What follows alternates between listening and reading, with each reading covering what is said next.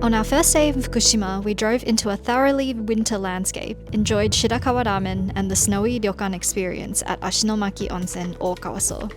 This is what happened on our second day. The brief flare of sunshine the next morning turned this onsen town into a gorgeous snowy landscape, but this would not last for long.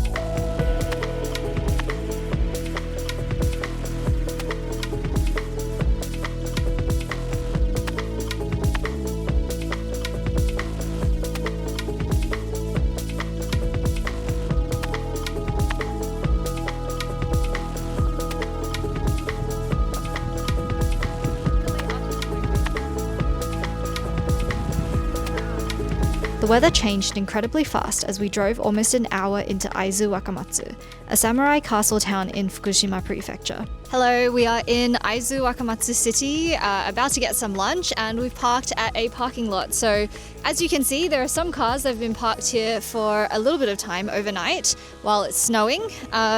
We've had a little bit of snow over the last few days, so there are other cars that look like this.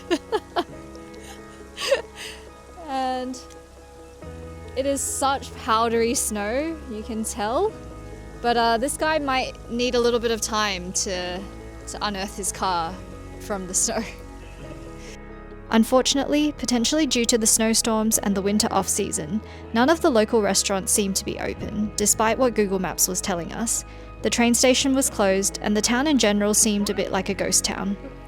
We gave up on wandering around too much and decided to try our luck at Tsuruga Castle before going back to Ashinomaki Onsen. Hello from Tsuruga-jo Castle, which is in the distance here. It is super snowy, and unfortunately the painted candle festival is probably not happening today because of the heavy snow. But we can still visit the castle, and it's looking absolutely gorgeous in here, so completely insane. The roads into the usual parking lot in the castle were completely snowed in, but we managed to park on the outside and walk. I definitely recommend winter boots as the path was quite slippery, but there was a healthy number of people still visiting the castle and castle grounds, which was covered with a soft, thick layer of snow.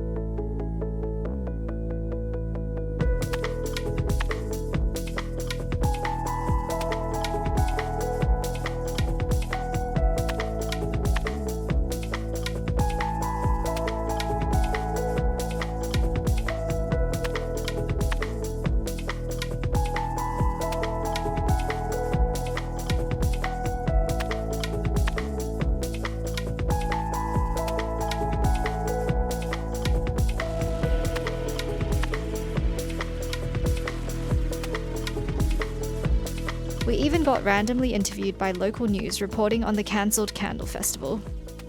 The snow was getting heavier, so after walking around a little longer and getting a stamp in the tourist centre, we headed back to Ashinomaki Onsen.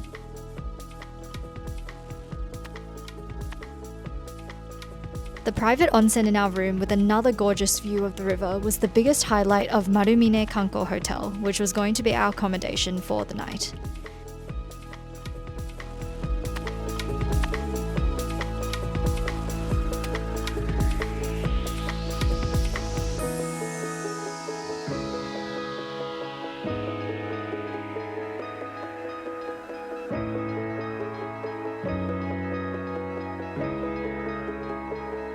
A relaxing afternoon soak and evening buffet was the perfect way to finish off a snowy and cold day.